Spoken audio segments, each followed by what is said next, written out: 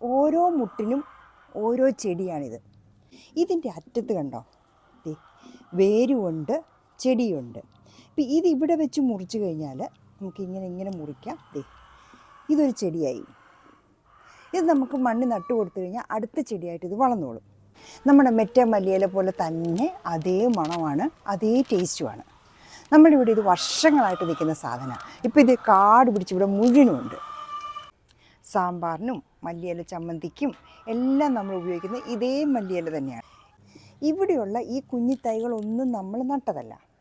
ഇത് കിളിച്ചു വരാൻ വേറെ മാർഗമുണ്ട്. ഈ കായ് തന്നെത്താനെ താഴെ വീണ് പൊട്ടിമുളച്ച് ചെടിയാവും. അതാണ് ഈ കാണുന്ന കുഞ്ഞു ചെടികൾ മുഴുവനും. പിന്നെ ഇതേ പിടിക്കുമ്പോൾ ഒന്ന് സൂക്ഷിച്ച് വേണം. നല്ല മുള്ളുള്ള സാധനമാണ് കേട്ടോ. ഇത് മുഴുവൻ നിറയെ തൈകളാണ്. ഇത് നമുക്ക് കട്ട് ചെയ്തും എടുക്കാം. കട്ട് ചെയ്യാൻ നമ്മൾ വിട്ടു പോയിട്ടുണ്ടെങ്കിൽ ഇവർ സ്വന്തമായിട്ട് ഇഷ്ടം പോലെ തൈകളെ നമുക്ക് തരികയും ചെയ്യും. മറ്റേ മല്ലിയില പോലെ നമുക്ക് ഒരു ബഞ്ചൊന്നും വേണ്ട. സാമ്പാറിനൊക്കെ 1 2 ഇല മാത്രം എടുത്താൽ മതി. അത് നമ്മൾ മൂത്ത ഇലകൾ നോക്കി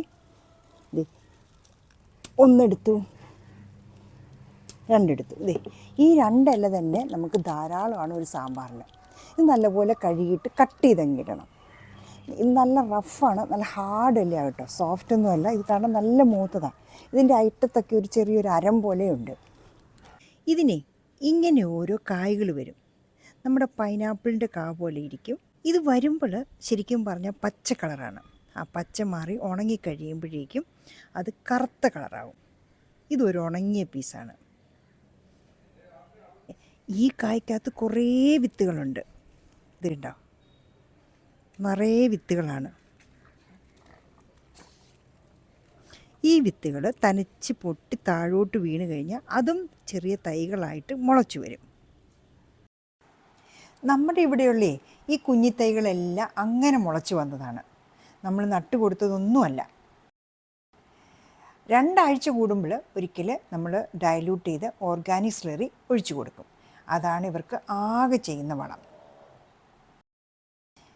മറ്റേ മല്ലിയില നമ്മൾ എന്തിനൊക്കെ ഉപയോഗിക്കുന്നോ അതിനൊക്കെ ഒരു പകരക്കാരനായിട്ട് ഉപയോഗിക്കാൻ പറ്റുന്ന ഒരു ഉഗ്ര സാധനമാണ്. ഇതിന് ആഫ്രിക്കൻ മല്ലിയിലയെന്നും സിംഗപ്പൂർ മല്ലിയിലയെന്നും 2 പേരിലും അറിയപ്പെടുന്നുണ്ട്.